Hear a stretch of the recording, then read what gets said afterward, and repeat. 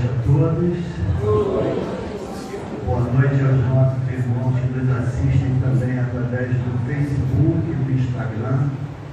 Que Jesus nos ampare. Mais uma reunião pública. Muito feliz por aqui estarmos. A gente aguarda com muita ansiedade o momento da reunião pública e é de muita felicidade para nós estarmos aqui. Gostaríamos de saber se tem algum companheiro pela primeira vez na casa. Ah, sim, temos alguns. Qual é o seu nome? Francisco Pereira. Francisco Pereira. Ok. Muito bem-vindo, Francisco. Obrigado. Fique à vontade. Qualquer dúvida ao final da reunião pode nos perguntar ou a qualquer outro tarefeiro. A senhora? Ângela. Dona Ângela e Emerson. Então que ambos sejam bem-vindos, que possam se sentir envolvidos nas vibrações da casa. Da mesma forma, qualquer dúvida ao final da reunião pode nos perguntar ou a qualquer um dos trabalhadores. Tá bom? Então hoje nós teremos uma palestra com a nossa companheira da Casa Geáquia, Jusiema Sarbolês, um tema muito interessante, né? A paz do Cristo. Então nós vamos chamar o nosso irmão Boto para fazer a leitura da página de harmonização.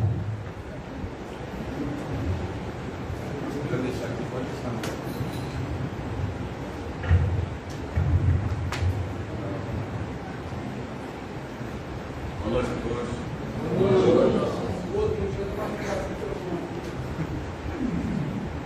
Paz duradoura. A paz é algo muito buscado pelos homens, sem contudo ter encontrado deles verdadeiro abrigo. Pode-se mesmo afirmar que desde a época mais recuada, o homem tem guerreado com seus semelhantes, de forma constante. Quando em outro ponto do planeta cessam as lutas e outros tantos elas aparecem.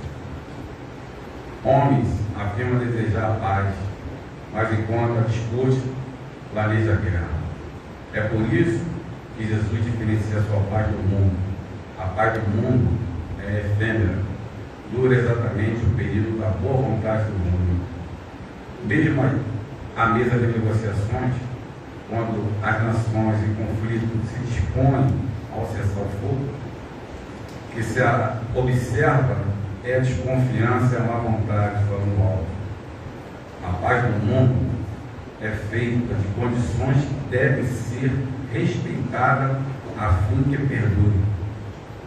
A paz que fala Jesus é incondicional e duradoura. Conquista pessoal deve partir do íntimo para fora. A paz que se refere a Jesus é que sabe calar ofensas, revela atitude grosseira. É que compreende que a dor que lhe dilacera a alma é justa, pois cada um recebe segundo as suas obras.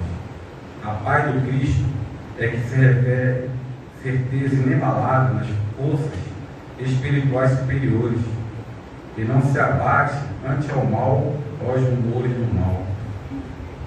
É que se estende a mão amiga ao ofensor e se traduz em tranquilidade quando o medo domina as massas, perante negras expectativas de desgraças que, de um modo geral, jamais se concretizam.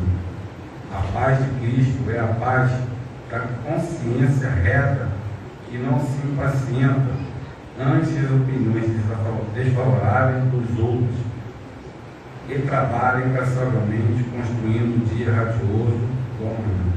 Emmanuel, psicografia de Chico Xavier.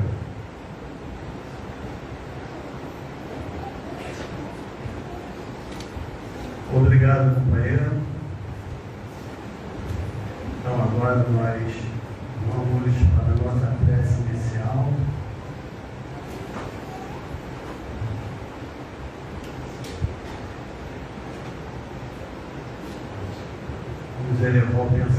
mais alto, trazendo a imagem do Mestre Jesus à nossa tela mental. Jesus, Mestre amigo, estamos aqui, Senhor, reunidos em Teu nome para mais momentos de estudo, de envolvimento nas Tuas vibrações de amor. Rogamos, Mestre Jesus, que a ambiência permaneça harmoniosa, favorável ao nosso melhor aproveitamento, que o Senhor possa nos amparar, nos consolar, envolver a nossa companheira, Jusiema Sarrolis, que vai falar para todos nós, que nós possamos refletir, acompanhar com carinho, com amor, as reflexões que aqui serão trazidas. Nos ajuda, Senhor, nas nossas mais profundas necessidades. Dessa forma, Mestre Jesus, é que rogamos a Ti, sobretudo a Deus, permissão para darmos por iniciar a reunião pública da noite de hoje. Com a graça de Deus.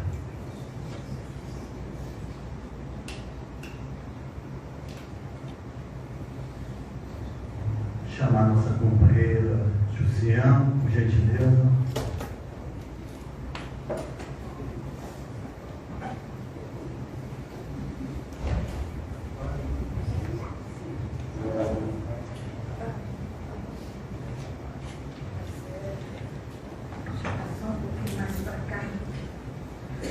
Boa noite.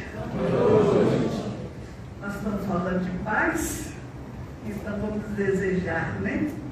Que a paz paire sobre todos nós, principalmente sobre essa que vos fala, para que a gente possa refletir, né, a lucidez, o brilho, a importância do que seja a paz do Cristo. Toda vez que a gente tem que falar alguma coisa que vem diretamente do coração de Jesus, e essa é uma das coisas, né, importantes, eu peço muita ajuda a Deus, porque falar de uma coisa que a gente conhece teoricamente pode ser até fácil, né? Porque falar é fácil. Mas a gente sabe quanto que a gente não tem de dificuldades ainda de praticar alguns ensinamentos do Mestre, e a paz é uma delas, né? A paz, o bem, o amor, a paciência, a tolerância. Como é difícil, né? Mas vocês têm aqui à frente uma pessoa que estudou alguma coisa sobre o assunto, que está transmitindo a vocês, mas que luta também com essa experiência, esse treinamento, né? Para que um dia a gente possa obter a paz. Viu? Então, dizendo isso, vamos lá ao nosso assunto. Porque, na verdade, a paz do Cristo tá difícil? É no segundo, né?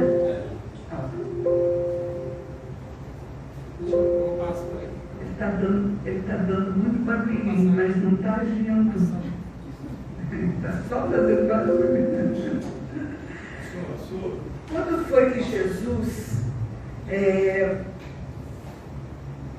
nos deu esse roteiro da paz? Na verdade, Jesus estava ceando com os seus apóstolos, quando ao final da ceia, e foi essa a última ceia de Jesus com os apóstolos, ele, depois de falar que ia preparar um lugar para que onde ele estivesse, pudessem também os apóstolos estarem, e outras mensagens que dariam aqui também, outras explanações, depois disso tudo, ele falou do Consolador, ele falou da necessidade da gente se amar, porque por muito amarmos é que ele iria distinguir quem seriam os seus discípulos. Né? Então, algumas mensagens de muita importância ele proferiu ali naquele sermão chamado Sermão do Cenáculo, né? E ao final de tudo, Jesus nos dá um presente.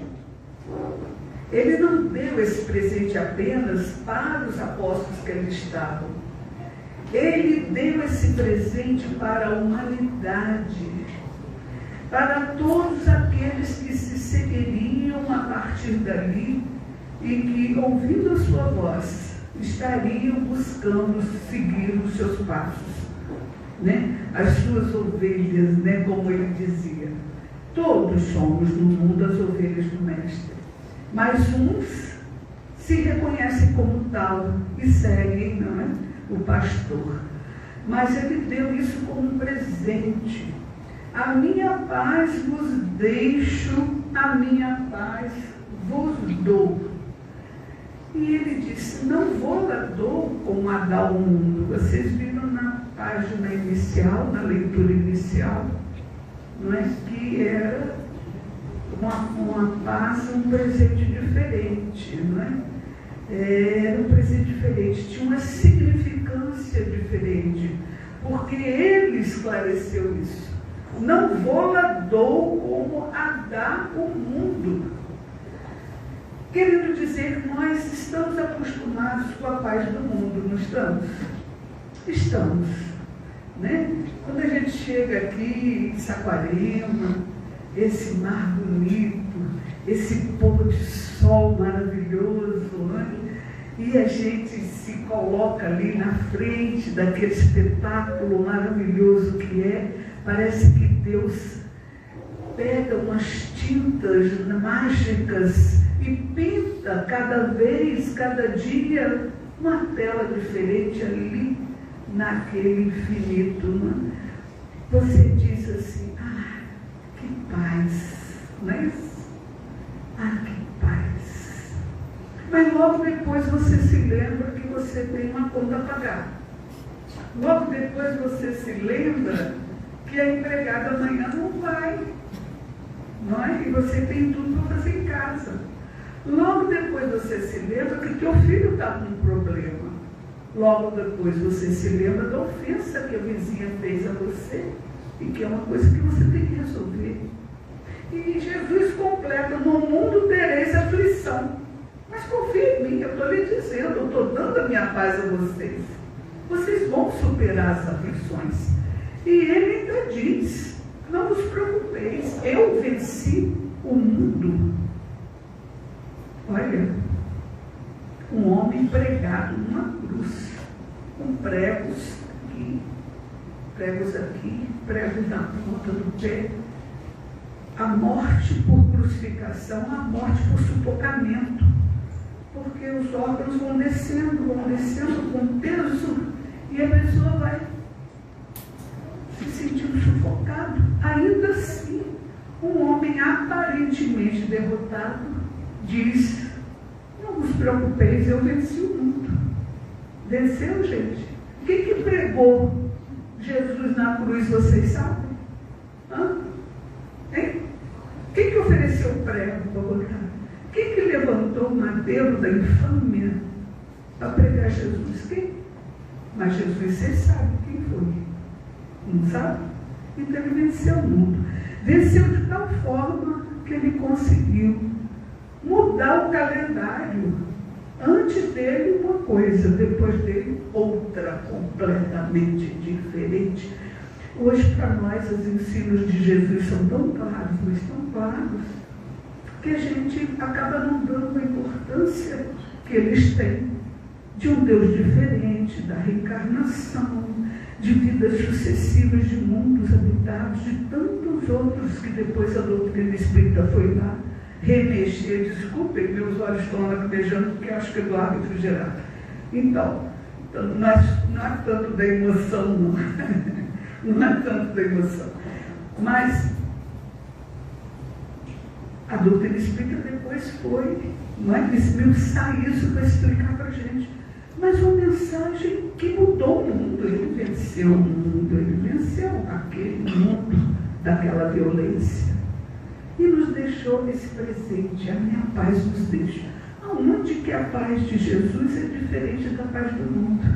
É que a paz do Mestre, ela paira sobre todos os problemas e as aflições. Ainda que tenhamos aflições, no mundo tereis aflições, ele ainda assim recomenda que a gente abra o presente que ele nos deu. Nós ainda não abrimos, nós estamos olhando de perto, né? Ainda não abrimos esse presente para saber o que tem dentro. Vamos ver se a gente consegue um pouco passar aí, para a gente entender, primeiro, né, essa aflição do mundo. Como conseguir a paz no mundo de guerra? Como conseguir a paz se dentro da nossa casa a gente não consegue ficar em paz? A gente consegue a paz momentânea, mas a paz para nós, gente, é tediosa. Pensa, um adolescente em paz. Ele diz o que? Tédio. Não é não? Você saiu há pouco tempo da adolescência, né? As mesmas pessoas, as mesmas coisas, os mesmos fatos, a mesma comida à mesa, a mesma escola, o mesmo colégio, as mesmas coisas, o mesmo programa. Ai, que tédio. A paz para nós é tediosa. Os psicólogos estão preocupados porque dizem que nós somos viciados em emoção. Quando a gente dá uma emoção ali, botando a adrenalina para fora, a gente fica inquieto, a gente é viciado em emoção. Quando está tudo calminho entre marido e mulher, aí a mulher vai lá e cutuca, né? Acorda de mau humor. O que você tem, meu bem? Não sei nada. O que você tem, meu bem? Você está vivendo que você não sabe. Se você não sabe, sou eu que vou saber. Mas hoje você não está bem. Fiquei lá com a mesma cara de ontem, a mesma cara de hoje. O marido fica inquieto, não fica não? Perde a paz. Perde a paz. E ela cutuca, porque a coisa estava muito morna, está precisando de uma agitação, né? Está precisando de uma agitaçãozinha. Então nós somos viciados em emoção. A paz do Cristo não é essa. A paz do Cristo é aquela que paira sobre todos os problemas. Ainda que uns tenhamos, nós estamos em paz. Tem a ver com a confiança em Deus, tem a ver com a confiança na mensagem dele, tem a ver com a nossa destinação. Então vamos falar de destinação? Vamos, passa aí, companheiro. Essas guerras, isso tudo, vocês sabem, fazem parte, né, de um mundo de transição. Nós estamos passando por um processo que vai durar só 1000 anos, né? O Antônio Sérgio fez essa conta para nós, né? Nós estamos em 2023, quanto tempo falta para mim, para 3.000, quanto tempo falta? 900? Vocês ouviram? 967. 23, 75 lugares. 967, 77 de ser, né? Só faltam 977 anos para a gente chegar no 4º milênio, né? Nós estamos no 3º milênio. O 3º milênio vai durar 1000 anos para passar. Jesus disse: 1000 passarão, mas 2000 não passarão. Ou seja, o ano 2000 não se findará sem que a Terra tenha passado pela grande mudança, a grande transição. Vocês não fizeram essa conta, né? O Antônio Sérgio fez. Não, está ali a minha placa lá de Araújo, não está ali não. Então, vamos então falar da nossa destinação. O que faz o homem na Terra, gente? O que faz o homem na Terra? Quando foi que nós chegamos aqui? O que nos espera aqui? O que a gente deve esperar de nós mesmos estando aqui? Nós não somos terráqueos. Não adianta procurar anteninha, nem orelhinha pontuda, nem uns olhinhos verdes, né? Porque a gente já está tão adaptado fisiologicamente ou fisicamente até, que a gente já não tem mais marcas nenhuma do planeta de onde a gente veio.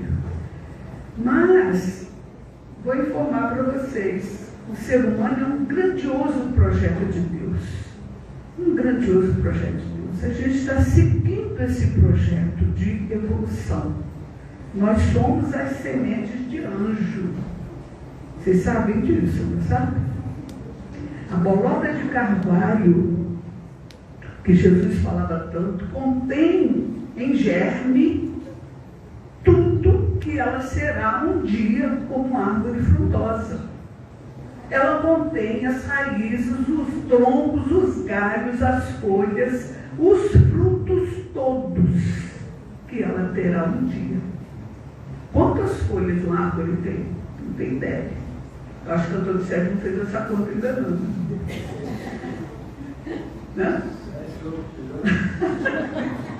Pode chutar que ninguém vai dar por conta.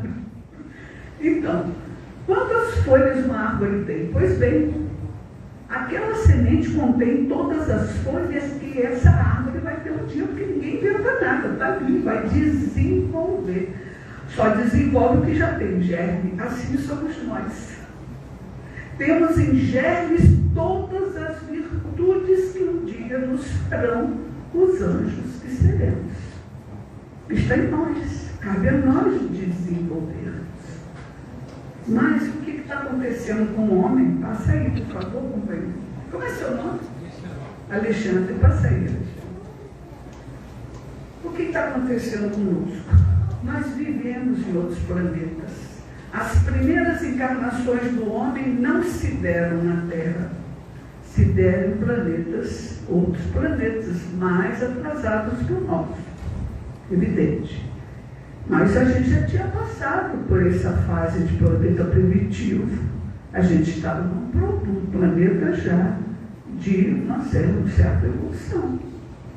Mas esse planeta ia passar por uma transição tal qual o nosso está passando agora.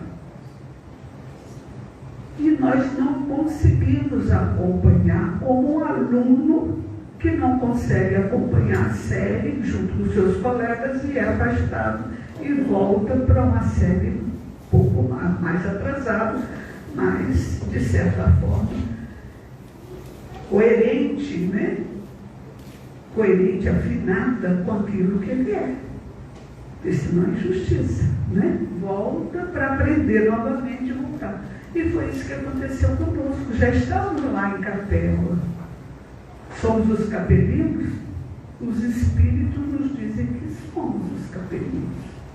O Homo sapiens, que veio habitar a Terra, alguns falam 750 mil anos atrás, que veio aproveitando, né, o corpo do Homo erectus, mas já veio com um chipzinho diferente, que André Luiz diz que foi uma potênciazinha que o Espírito colocou de astralidade para poder ser um Homo erectus diferentes dos Homo sapiens. O homem de Neandertal também. Nós viemos habitar o corpo deles e de lá para cá fazer a evolução do planeta e nos evoluímos junto com eles. Mas é por isso, então, que na noite de lua, numa noite de céu estrelado, de céu limpo, a gente gosta de olhar estrelas e fazer como aquela simbologia daquele filme, né? Go home. Quero voltar para casa. Por isso, certamente, que a gente gosta de olhar estrelas. Porque no íntimo, a gente tem saudade do paraíso perdido, né? Que fez com que Moisés escrevesse aquela Gênese que foi a história do povo dele, do povo de Abraão, né? A saudade do paraíso perdido. Mas então nós não somos da Terra. Passa aí que tem uma, eu coloquei aqui porque muita gente contesta isso, né? acha que a gente nasceu como espírito aqui. Não dava tempo, gente. A Terra é muito nova. A Terra só tem 4 milhões de anos. Nós somos muito mais antigos do que a Terra. 4 milhões de anos. Então, o período de humanização principiou na Terra. Olha lá. Você está lendo daí? Está conseguindo ler? Lê para nós a resposta. A Terra não é o ponto de partida da primeira encarnação humana. O período da humanização começa, geralmente, em mundos ainda inferiores à Terra. Viu? Vamos repetir aqui para poder estar gravado, está transmitindo, né? O período de humanização não começou na Terra, porque a Terra não é o ponto de partida da primeira encarnação humana. Olha lá. O princípio da humanização começa geralmente em mundos ainda mais inferiores do que a Terra. Aqueles homens dos primeiros tempos, de 4 milhões dos primeiros tempos na Terra, não é? O proto-homem, não é? Não somos nós, não somos nós. Seria bom que fosse, né? Ele teria evoluído bastante, mas infelizmente não. Nós viemos de lá já com o selo da inteligência, já querendo passar de um mundo, de uma qualidade de um mundo para outro e não conseguimos. Nós estamos numa fase de transição da Terra da mesma forma que estivemos lá em Capela e que não conseguimos passar nos testemunhos, nos testes de lá e fomos banidos para cá. Nós temos o uso capião da Terra. Nós somos habitantes da Terra provisórios, com o uso capião. Agora é que nós vamos ter escritura da Terra, se conseguirmos passar, não é assim? Quem são os herdeiros da Terra, gente? Quem serão? Qual é a qualidade que a gente precisa ter para ser herdeiro da Terra? Qual a qualidade? Vocês sabem. Bem-aventurados os mansos e pacíficos, porque herdarão a terra. Está dito e está claro. Está dito e está claro. Mais do que claro, porque herdarão a terra. Só agora nós herdaremos a terra, se formos mansos e pacíficos. A mansuetude em nós é desconhecida. E a gente acha que ser pacífico é ficar amorfo, esperando que todos façam o mal que a gente, que queiram fazer conosco. Não. Joana de Ângeles diz que existe uma caridade que a gente ainda não percebeu. É a caridade de não deixar que o outro me faça mal. Porque se eu deixar que o outro me faça mal, estou sendo descaridosa com ele, porque eu estou limitando ao meu perdão. Eu estou subjugando a minha compreensão, ao meu perdão. Não é? Então é caridade não deixar que o outro me faça mal, além de ser inteligência. Não é? Está lá no livro de Jó, sobre a sabedoria. Sabedoria e a inteligência. É um poema lindo, vocês vão ver lá. Aonde o jazido da inteligência? Aonde a mina da sabedoria? E ele vai perguntando às aves do céu, mas aonde o jazido da inteligência? Para depois dizer, fugir do mal, eis a inteligência. O temor a Deus, ou seja, respeito às suas leis, eis a sabedoria. Poema de Jó, profeta anterior a Cristo. Depois Cristo veio sedimentar todos esses conhecimentos. Mas passa aí, porque nós não somos da terra, nós queremos herdar a terra. E lá em Capela, qual foi o nosso erro? Fizemos a guerra no lar. Fizemos a guerra entre irmãos. Nós não estamos falando dessas guerras agora que está tendo aí, não é?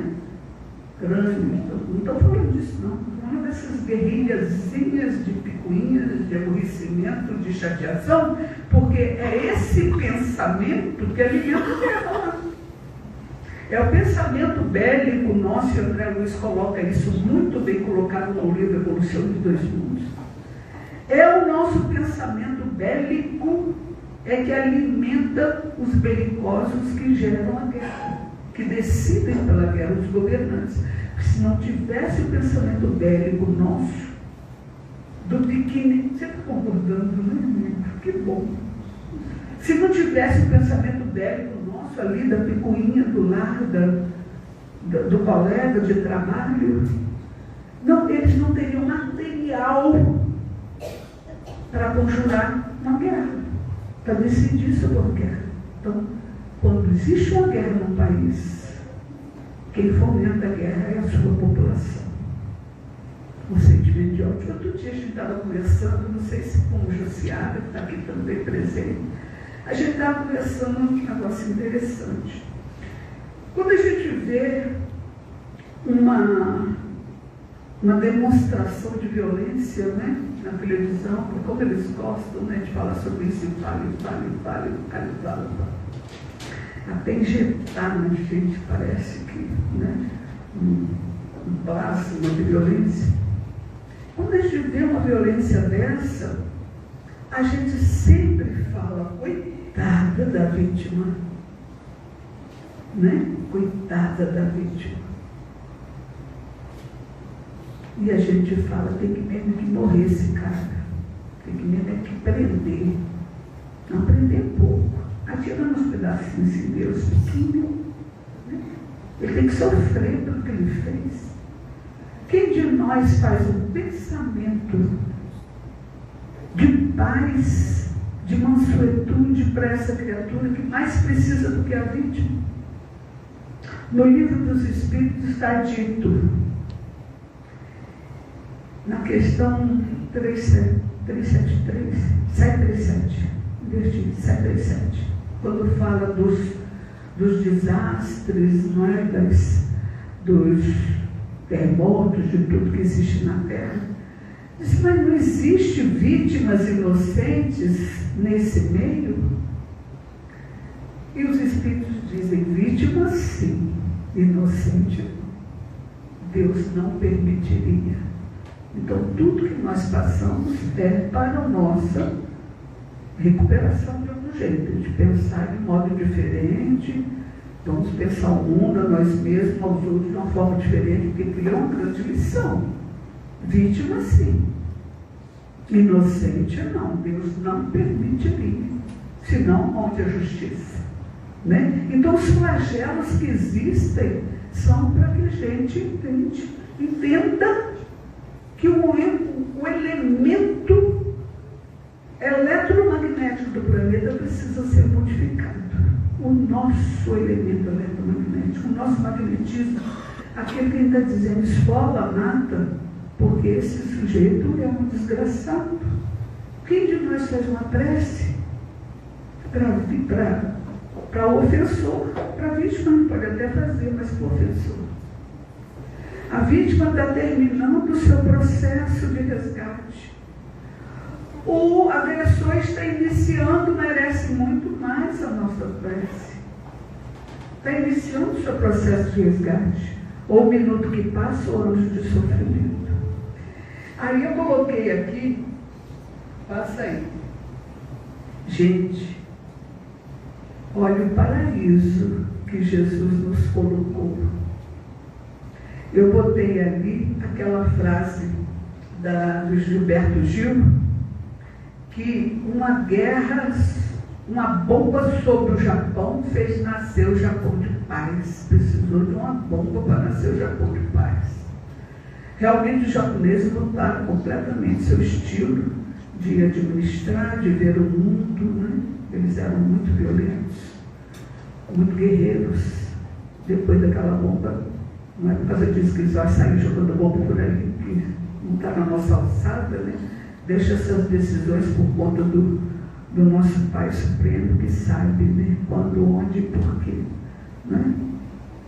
Mas quando acontece, a gente diz, uma bomba sobre o Japão fez nascer o Japão de paz. É um escândalo que às vezes é necessário, mas vindo de Deus, nunca de nós.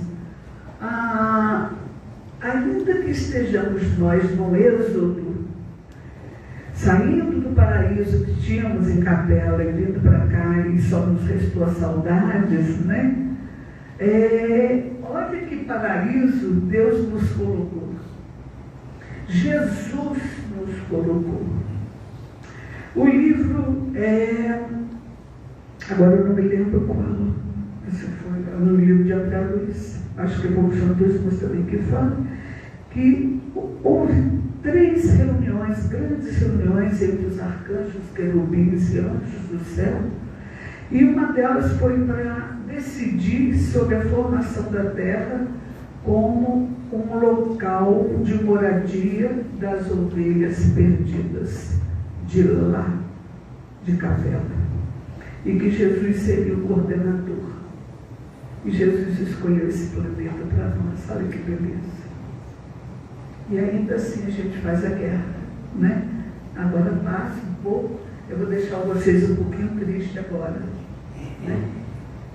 Porque ali naquela, anotem aí, ó, o livro Nosso Lar, onde André Luiz fala que é na paisagem da primavera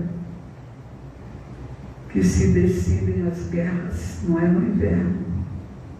É com aquelas flores, quando o céu está tingido de cores magníficas, é que se deflagram as guerras.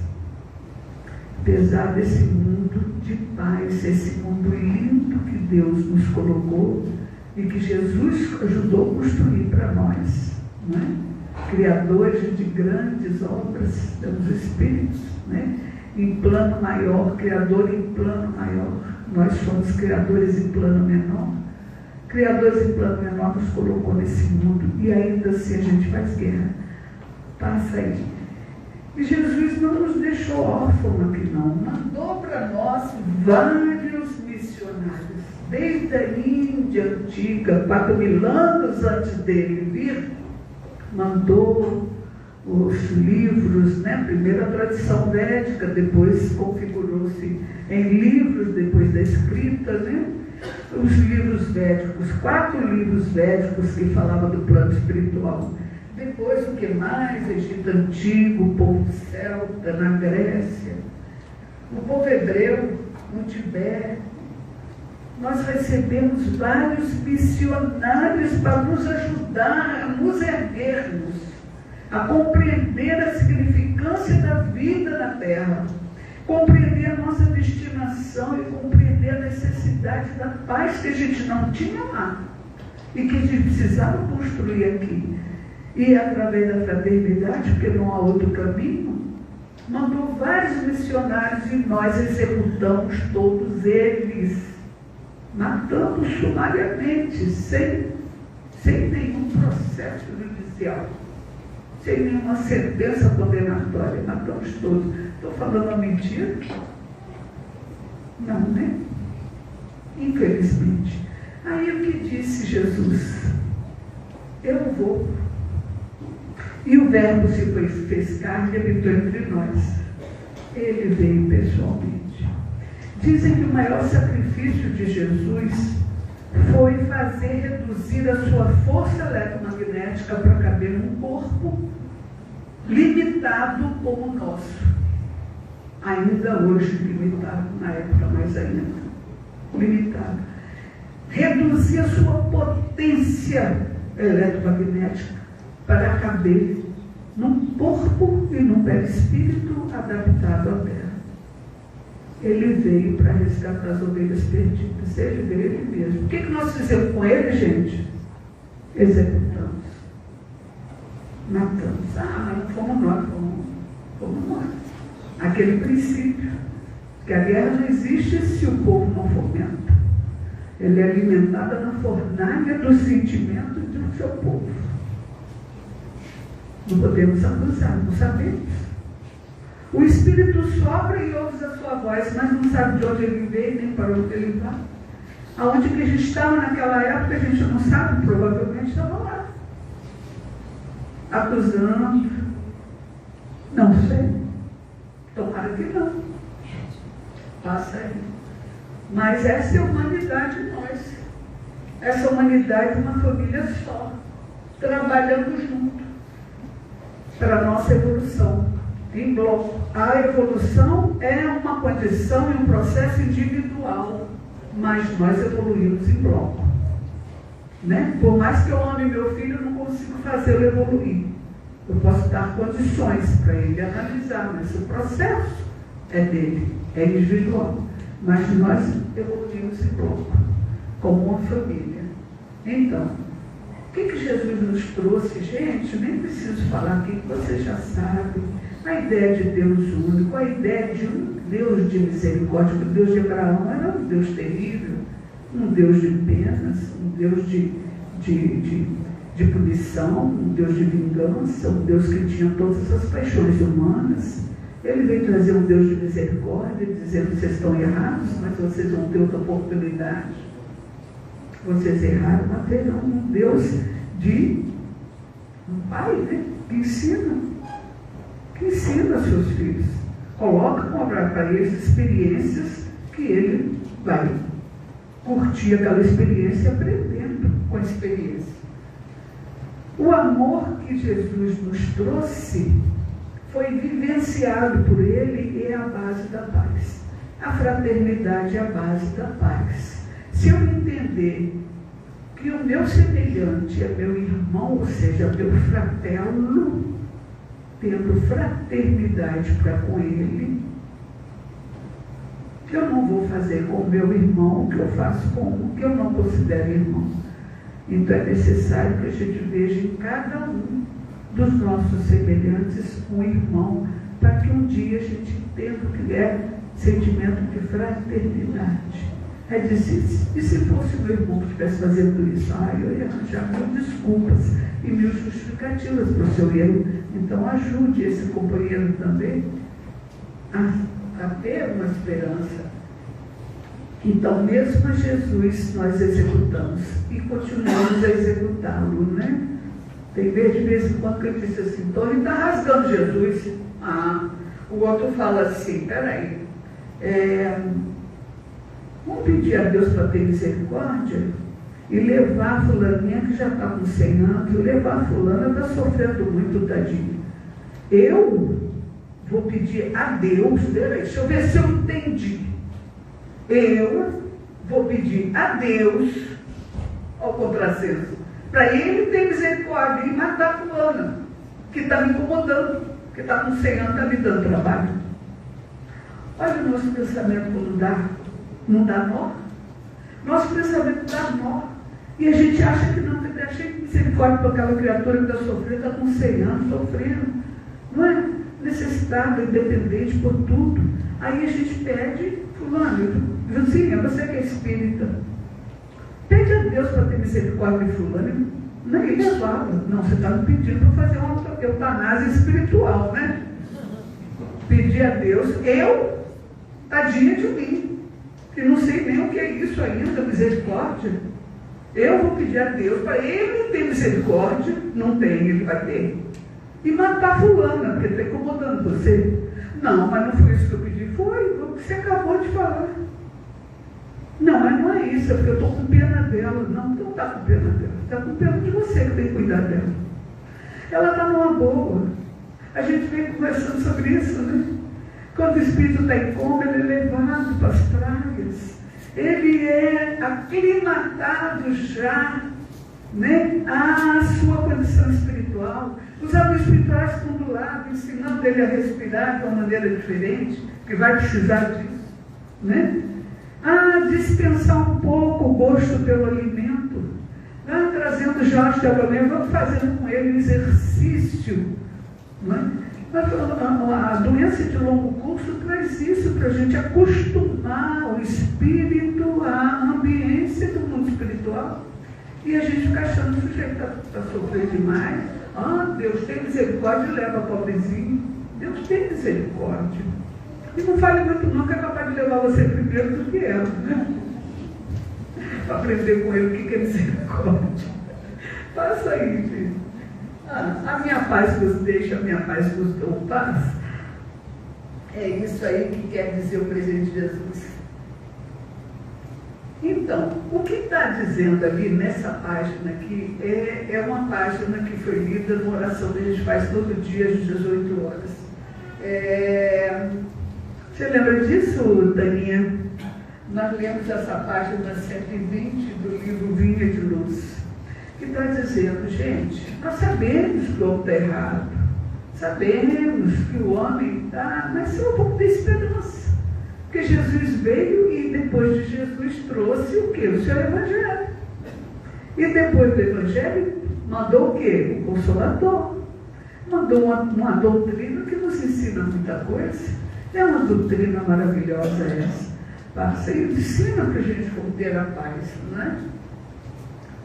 Passa. A gente já falou sobre isso. E o que cabe a cada um de nós, então, gente? Aumentar a nossa consciência de ser. Quando a gente aumenta a nossa... Os Espíritos estão falando nisso e falam muito da necessidade da consciência, né? Do conhecimento de si mesmo, de aumentar a sua consciência de ser, né? Para que melhore o nosso modo de pensar, sentir e agir. Não tem outra maneira da gente se melhorar, a não ser mergulhando dentro da gente, né? Como o pescador de águas profundas mergulha para conseguir achar as pérolas. A gente tem que fazer esse mergulho para achar as pérolas que nós temos, porque nós somos criaturas de Deus. Nós temos em germes tudo que teremos quando formos anjos. Eu fazendo essa reflexão no dia de uma amiga minha sentada aqui, que eu disse, nós éramos sementes de anjo. Quando eu disse sim para cumprimentar, ela disse, fala semente de anjo. A nossa amiga Léa talvez esteja nos assistindo. Eu disse, mas você também é. Todos nós somos sementes de anjo. O anjo que seremos um dia. Porque, na verdade, nós somos construtor de nós mesmos. A consciência nos trai. Porque quando a gente começa a pensar nos nossos defeitos, a gente sempre se justifica, né? E parece com a área nublada aqui, que não nos deixa a gente ver o defeito. Mas insistam que a gente vai ver que a gente tem muitas coisas pintadas, né, de cores bonitas, mas que, na verdade, por trás disso, o objetivo não é bom. A gente precisa ter essa consciência. O homem é arquiteto e construtor de si mesmo. Não tem quem construa. Deus nos deu germes. Todas as nossas qualidades em germes. A gente vai ter que desenvolver isso por nós mesmos, descobrindo cada uma dessas pérolas que a gente tem e desenvolvendo, para que um dia a gente tenha a paz. Por quê? Porque nós não somos corpos que temos os espíritos. Quando eu morrer e meu corpo... Não, quando eu morrer, não. Eu não morro, eu sou imortal quando meu corpo falecer, né? Então, Teilhard de Chardin nos lembra isso, é um jesuíta, 1800 e pouco. Ele dizia isso, nós não somos seres humanos passando por experiência espiritual, não. Nós somos espíritos eternos passando por uma experiência humana. É diferença em muitas experiências humanas, né? Como o jesuíta católico não podia falar das reencarnações, mas ele sabia. Porque ele sabe que numa encarnação só não dá para desenvolver todos os germes que nós temos, né? Passou. Porque se alguém declarar, eu amo a Deus, mas não amar o seu companheiro, ou pelo menos tolerar, duvide do amor, porque se ele não ama aquele que vê, como é que ele vai amar aquele que ele não vê? Passa aí. A gente fala aqui dos filhotes do amor. O amor é como aquela chama interna que nós temos, né? Que não é um amor de cônjuge, não é nem um amor que dizem que é o mais perfeito, mais sublime, o mais parecido com o amor crístico, que é o amor de uma mãe para o seu filho. Eu digo que do pai também para o seu filho, não é? Que é um amor mais próximo. Ainda assim, O amor que o Cristo nos dá é aquele amor de uma luz no peito que ama de uma forma, não é? Ampla. Mas se a gente não consegue ainda esse amor, vamos ficar com os filhotes do amor, né? Que é mais fácil. Paciência, misericórdia, respeito, caridade, tolerância, né? O que mais que tem ali? Benevolência, não julgamento, né? Vamos ficar com os filhotes do amor, exercitando esses filhotes do amor ali na nossa vida de relação com os nossos queridos, né? Lembrando sempre que Jesus, o pastor de nossas almas, não nos abandona. Ele está conosco desde o início e continuará conosco até a necessidade passar dessa tutela maravilhosa que nós temos, né? Dele para conosco. E é isso a mensagem de hoje. Tem mais uma telazinha aí só para a gente lembrar da figura do Mestre. Que a paz dele esteja conosco. Né? Boa noite a vocês.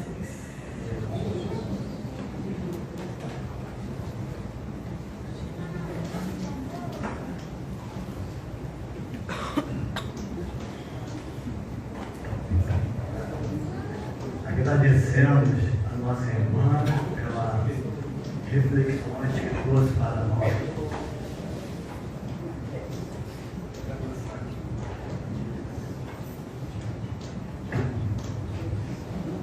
São reflexões que nos fazem viajar para dentro de nós, né? Refletir, pensar no Mestre Jesus, um autor de um livro dos tempos de Jesus, Daniel Hobbes, acho que é essa pronúncia. Ele tem uma frase que ficou marcada em mim. Ele diz assim: o amor de Jesus nos constrange. É muito profundo isso, né, meus irmãos? Então nós agradecemos a nossa irmã pelas suas palavras, pelo seu carinho conosco, com Jesus. E nós vamos passar agora alguns recadinhos, tá? Vamos também convidar os nossos irmãos que estarão no passe, o dirigente é o Marco Antônio, e os tarefeiros médios hoje são o Alessandro, o Aiel, Boto, Cristiana e Renata.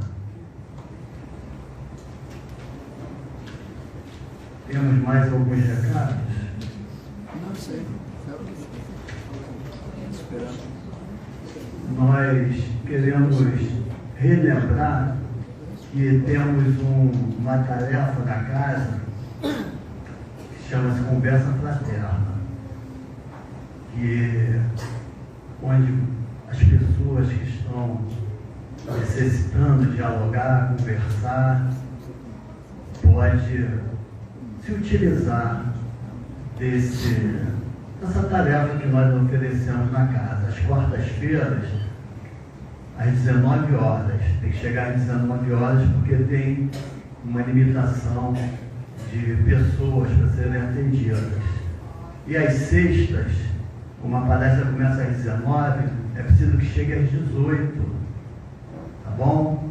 Quem tiver necessidade, é muito bom conversar e desabafar e abrir o coração, é isso?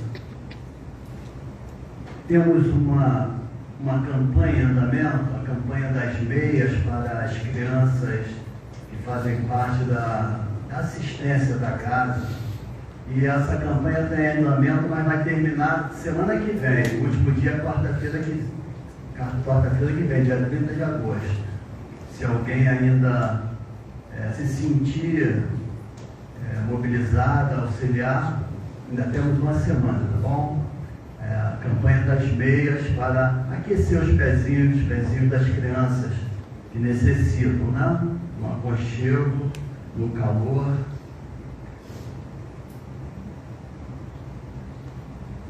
temos mais um recadinho aqui. A palestra da semana que vem, na próxima quarta-feira, dia 30, será com a nossa irmã Denise Quintanilha do GEAC. Não temos o tema ainda. Recomendamos. Que é da mesma casa que a nossa companheira que está aqui ao meu lado. Né? Essa palestra tão sentida aos nossos corações. Então, na sexta-feira, nós também temos palestra às 19 horas e na próxima sexta são as companheiras da nossa casa, Georgina e Letícia. O tema é do capítulo 24 do livro Desperte e Seja Feliz, Joana de Ângeli, através da psicografia de Valdo Franco. E o tema é inteireza moral. Muito importante também. Creio que não há mais recadinho nenhum. Então nós vamos pedir à nossa irmã que faça a prece para finalizar a reunião da noite. Mas antes de lembrar os companheiros, agradecer aos companheiros do Facebook, do Instagram, que nos acompanharam também, que os companheiros tenham uma semana bem proveitosa com Jesus. E também devemos lembrar que após a prece, nós vamos ter o passe. Quem desejar receber o passe, pode permanecer nos seus lugares, que a companheira Dani vai encaminhá-los à Câmara de Passe, tá bom?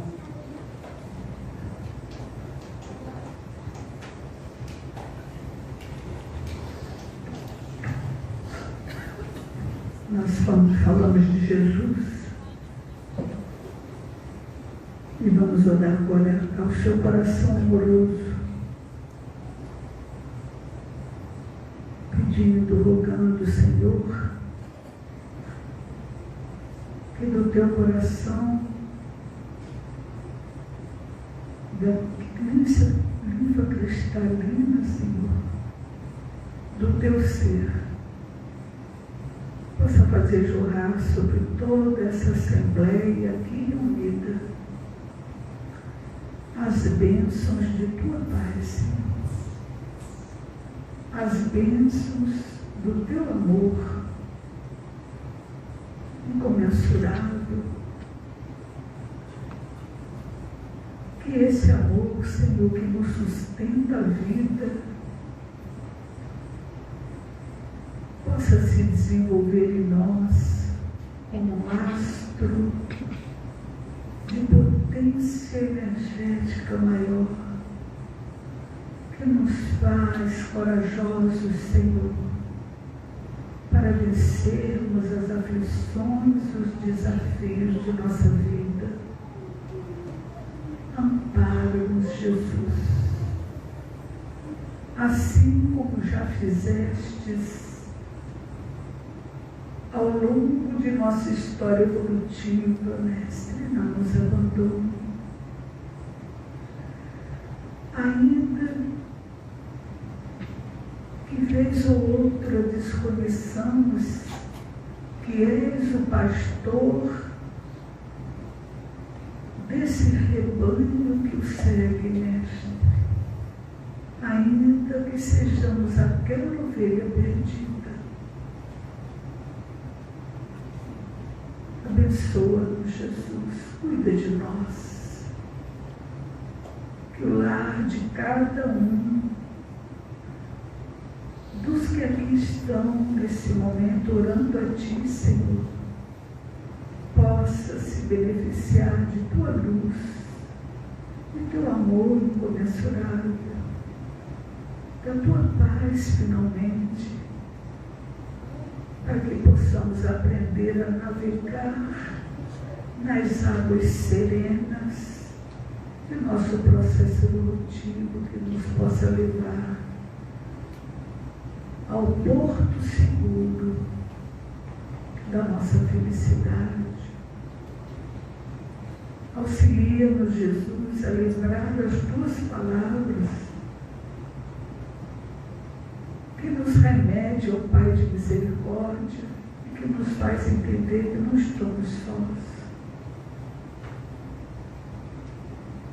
Que nos eleve a confiança em Deus, Senhor, ao limite do que já podemos ter, para que cesse as angústias, os medos, porque sabemos que somos como feras, que muitas vezes atacamos por puro movimento de defesa, mas queremos ser os mansos e os pacíficos que seguirão contigo para o mundo de regeneração, para o reino de Deus na face da terra.